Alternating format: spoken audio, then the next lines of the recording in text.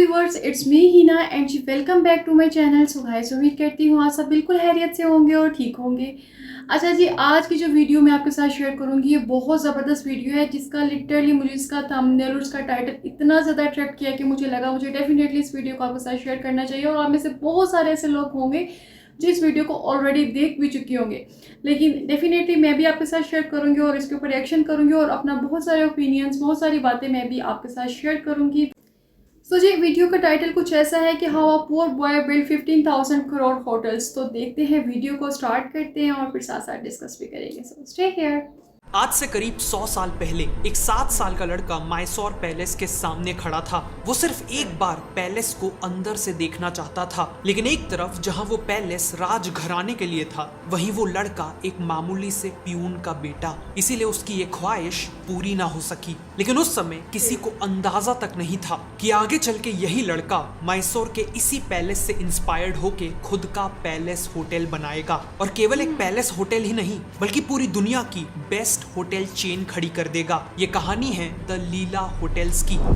साल 1922 केरला के कन्नूर शहर के पास एक छोटे से गांव में एक टूटी फूटी झोपड़ी में जन्म होता है कृष्णन नायर का। उनके फादर एक गवर्नमेंट प्यून थे और मदर कोकोनट से ऑयल निकाल कर बेचा करती थी, जिस कारण उनके हाथों में छाले पड़ चुके थे। फैमिली की हालत देखते हुए कृष्णन को बचपन में ही एजुकेशन की इंपॉर्टेंस समझ आ चुकी थी। इसीलिए उन्होंने स्कूल को अपना मंदिर बना लिया। संस्कृत से लेकर साइंस तक सभी कॉन्सेप्ट्स में खुद को डुबा दिया। लकीली जब उनके एक्सेप्शनल डेडिकेशन और टैलेंट के बारे में वहां के राजा को पता चला तो उन्होंने डिक्लेयर कर दिया कि कृष्णन की हायर एजुकेशन का पूरा खर्चा वो उठाएंगे। इसी सपोर्ट के चलते कृष्णन ने आगे चल के मद्रास के गवर्नमेंट आर्ट्स कॉलेज में एडमिशन ले लिया। उनका सपना था कॉलेज कंप्लीट करके एक रिस्पेक्टेबल नौकरी करना, लेकिन उन्हें किस्मत का साथ नहीं मिला। उनकी फैमिली अभी भी फाइनेंशियली स्ट्रगल कर रही थी, पेरेंट्स की एज हो रही थी और उन्हें जल्द से जल्द कृष्णन का सपोर्ट चाहिए था। इसीलिए 1942 में कृष्णन ने 20 साल की उम्र में कॉलेज को बीच में ही छोड़ दिया और ब्रिटिश इंडियन आर्मी में नौकरी ले ली। उन्हें सिविलियन वायरलेस ऑफिसर के तौर पे अबोटाबाद की बर्फीली पहाड़ियों में पोस्टिंग मिली।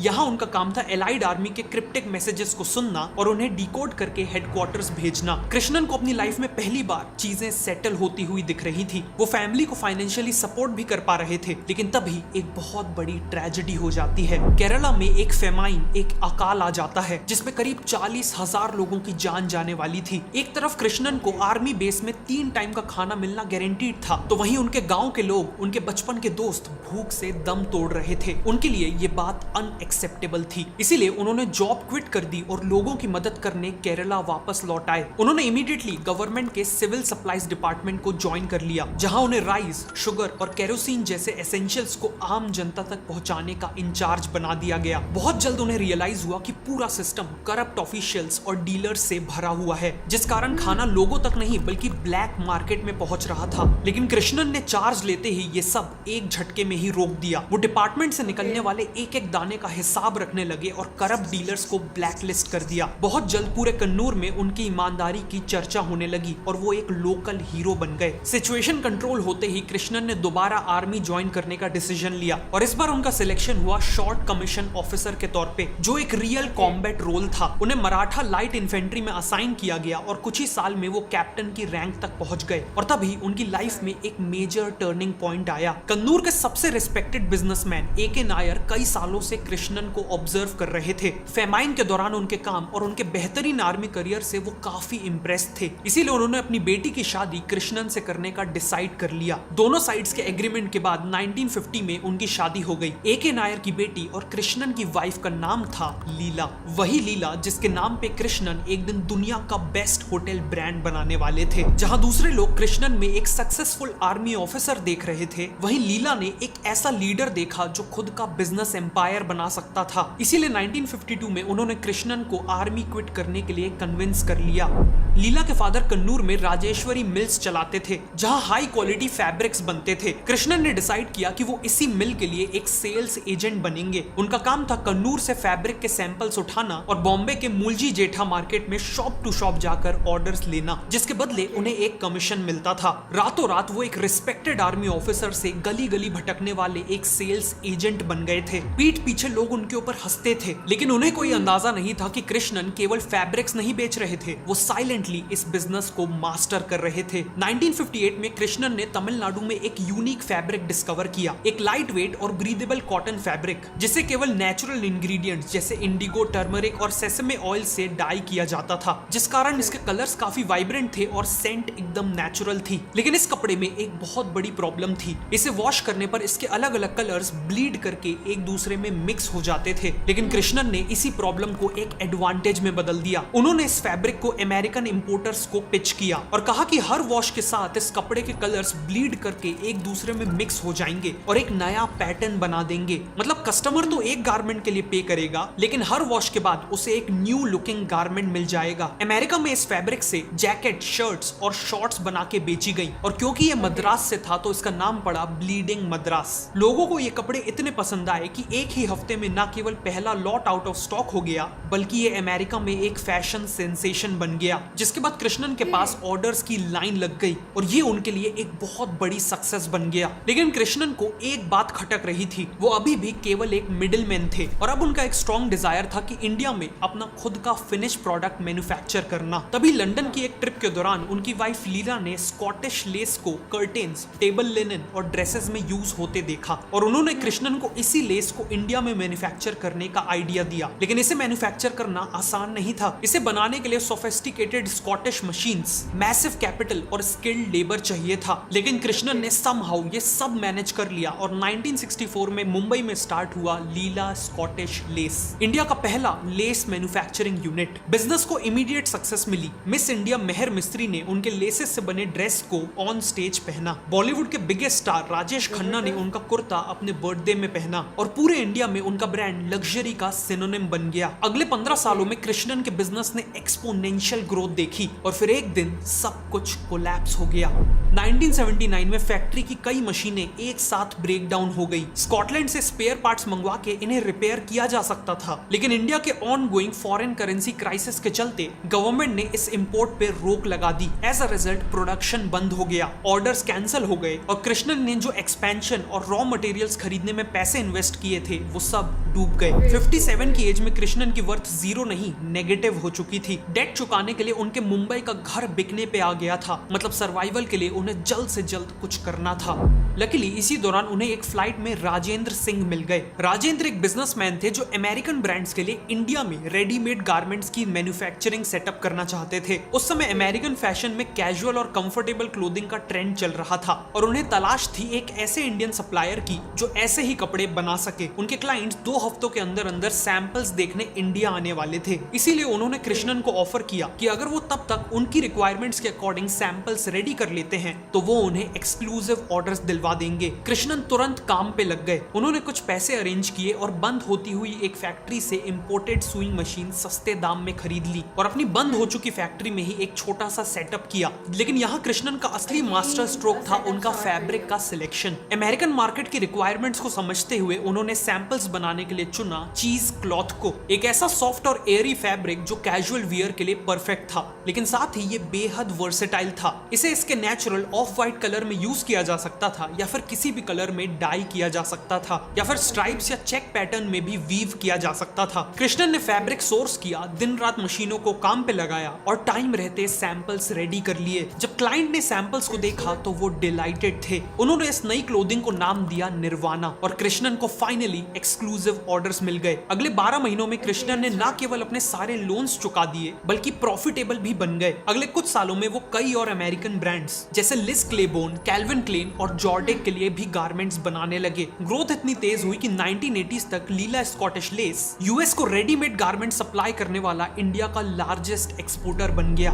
1983 तक कृष्णन की एज थी 61 और वो ऑलरेडी एक सक्सेसफुल बिजनेस एम्पायर के मालिक थे। ऐसे में कोई और होता तो रिटायरमेंट की सोचता, लेकिन उनके लिए तो ये केवल शुरुआत थी। सालों पहले वो अपनी एक बिजनेस ट्रिप पे न्यूयॉर्क के वॉल्डॉर्फ एस्टोरिया नाम के होटल में रुके थे, जो पूरी दुनिया का one of the most luxurious hotel है। होटल का खुद का प्राइवेट रेलवे प्लेटफॉर्म था जहां लोग अपनी प्राइवेट रेल कार से आ सकते थे। खुद का पावर प्लांट था और रॉयल इंटीरियर्स थे। इसी होटल से इंस्पायर होकर कृष्णन ने सपना देखा इंडिया में एक वर्ल्ड क्लास होटल एम्पायर बनाने बनाने का, और अब वो इसी सपने को पूरा करने निकल पड़े। उन्होंने देखा कि नॉर्थ बॉम्बे में सहार इंटरनेशनल एयरपोर्ट डेवलप हो रहा है, जिसे आज हम छत्रपति शिवाजी महाराज इंटरनेशनल एयरपोर्ट के नाम से जानते हैं। अब एयरपोर्ट तो बन रहा था, लेकिन आसपास एक भी लग्जरी होटल नहीं था। दोनों ताज और ओबरॉय होटल साउथ बॉम्बे में थे। ऑल्सो एयरपोर्ट के पास जनरली सस्ते होटल्स खुलते थे। इंडस्ट्री का मानना था कि एयरपोर्ट होटल्स केवल उन लोगों के लिए है जो अपनी फ्लाइट से पहले कुछ घंटों के लिए सस्ते में कहीं रुकना चाहते हैं। लेकिन कृष्णन ने देखा कि सिंस मुंबई इंडिया का फाइनेंशियल कैपिटल है, तो बड़े बड़े बिजनेसमैन, सेलिब्रिटीज और वीआईपीज इसी होटल से आएंगे और उन्हें नियर बाय एक लग्जरी होटल चाहिए होगा। और इसी आइडिया के साथ उन्होंने एक नई कंपनी बनाई, होटल लीला वेंचर्स लिमिटेड। उन्होंने फंड रेस किया, एयरपोर्ट के पास 13 एकड़ की लैंड एक्वायर की और कंस्ट्रक्शन शुरू किया। 250 कमरों का यह होटल मैसिव ग्रीन गार्डन्स के बीचों बीच बनने वाला था और लग्जरियस इंटीरियर्स बनाने के लिए London based interior designer Frank solano को हायर किया गया था। काम इतनी तेजी से हुआ कि एक ही साल में 4 फ्लोर्स कंस्ट्रक्ट हो चुके थे कि तभी कहानी में एक ट्विस्ट आता है। इंडियन एक्सप्रेस के फ्रंट पेज में खबर छपती है, ये क्लेम करते हुए कि लीला होटल के कंस्ट्रक्शन के लिए 19 रूल्स को तोड़ा जा रहा था और ये होटल अपनी ज्यादा हाइट के कारण फ्लाइट्स के पाथ को इंटरफियर करेगा। खबर छपने के बाद ऑपोजिशन लीडर्स ने ऑब्जेक्ट किया, कंस्ट्रक्शन रुकवा दिया गया और एक इंक्वायरी बैठ गई। महीनों तक कंस्ट्रक्शन रुका रहा और प्रोजेक्ट का कॉस्ट बढ़ता चला गया। कृष्णन हार्ट ब्रोकन थे क्योंकि उन्हें पता था कि प्रोजेक्ट ने कोई रूल्स नहीं तोड़े हैं। फाइनली पीएम राजीव गांधी ने खुद एक ऑफिशियल को साइट इंस्पेक्शन में भेजा, जिसमें पता चला कि सारे एलिगेशंस कंप्लीटली बेसलेस हैं और इसी के बाद फाइनली कंस्ट्रक्शन रिज्यूम हुआ। 12 अक्टूबर 1986 को वो दिन आया। द लीला मुंबई ने गेस्ट के लिए अपने दरवाजों को खोला। ये केवल एक एयरपोर्ट होटल नहीं था, ये एक महल था। मार्बल फ्लोर्स, क्रिस्टल शैंडलियर्स और हर कोने में एक्सपेंसिव आर्ट पीसेस थे। स्टाफ को ऐसी ट्रेनिंग मिली थी कि वो गेस्ट की नीड्स को उनके बोलने से पहले ही एंटिसिपेट कर लें। जैसे एक बार होटल के गार्डनर ने कुछ नोटिस किया, एक गेस्ट गार्डन में गिरे हुए प्लमेरिया फ्लावर्स को उठा रहे थे। अगले दिन जब वो गेस्ट नीचे आए तो स्टाफ ने उन्हें प्लमेरिया फ्लावर से भरा हुआ पूरा बोल गिफ्ट किया, जिस कारण वो गेस्ट डिलाइटेड फील करने लगे और लाइफ टाइम के लिए लीला के कस्टमर बन गए। लीला मुंबई का सबसे बड़ा एडवांटेज था कि ज्यादातर इंटरनेशनल फ्लाइट्स का अराइवल और डिपार्चर टाइम रात 12 बजे के अराउंड था। मतलब इंडिया से बाहर जाने वाले ट्रैवलर्स फ्लाइट लेने के लिए रात के 10-11 बजे ही लीला से चेकआउट कर देते थे, जबकि रियल चेकआउट टाइम तो अगले दिन दोपहर में था।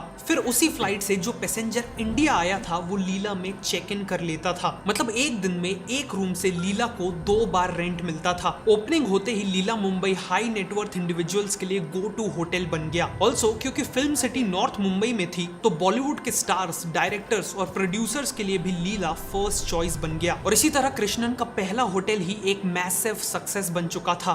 मुंबई की सक्सेस के बाद अब बारी थी बैंगलोर फतेह करने की। बचपन में कृष्णन मैसूर पैलेस के अंदर जाने की सोच भी नहीं सकते थे और आज 65 साल बाद उसी कृष्णन ने डिसाइड किया कि वो उसी मैसूर पैलेस से इंस्पायर्ड एक पैलेस होटल बनाएंगे। 1990s में बैंगलोर में आईटी बूम चल रहा था। इन्फोसिस, विप्रो, आईबीएम और ओरेकल जैसी कंपनीज ऑफिसेस खोल रही थी। इन्हीं कंपनीज के टॉप एग्जीक्यूटिव्स, फॉरेन क्लाइंट्स और बिजनेस ट्रैवलर्स को प्रीमियम एकोमोडेशन नीडेड था। मार्केट बहुत बड़ा था लेकिन कंपटीशन भी कम नहीं था। 106 रूम्स के साथ ताज वेस्ट एंड होटल और 120 रूम के साथ दी ओबरॉय होटल ऑलरेडी एस्टैब्लिश्ड थे। इसीलिए कृष्णन ने कुछ ऐसा करने का डिसाइड किया जिसने मार्केट को हिला के रख दिया। उन्होंने अनाउंस किया कि वो 256 रूम्स के साथ एक होटल बनाएंगे जो ताज और ओबरॉय के कंबाइंड साइज से भी ज्यादा था। इससे हुआ ये कि होटल शुरू होने से पहले ही लीला पैलेस होटल को बैंगलोर के लार्जेस्ट लग्जरी होटल की ब्रांडिंग मिल गई। विजन तो अच्छा था लेकिन एग्जीक्यूशन के दौरान कुछ ऐसा हुआ जिसने पूरी कंपनी को मुसीबत में डाल दिया। इतने कॉम्प्लिकेटेड प्रोजेक्ट होने के कारण कंस्ट्रक्शन डिले होता गया और इसे फंड करने के लिए जो डेट लिया था उसे वापस लौटाने का टाइम आ गया। एग्जिस्टिंग होटल्स की इनकम इतनी नहीं थी कि उससे ये लोन चुकाया जा सके। मतलब कंपनी एसेंशियली बैंकरप्ट हो चुकी थी।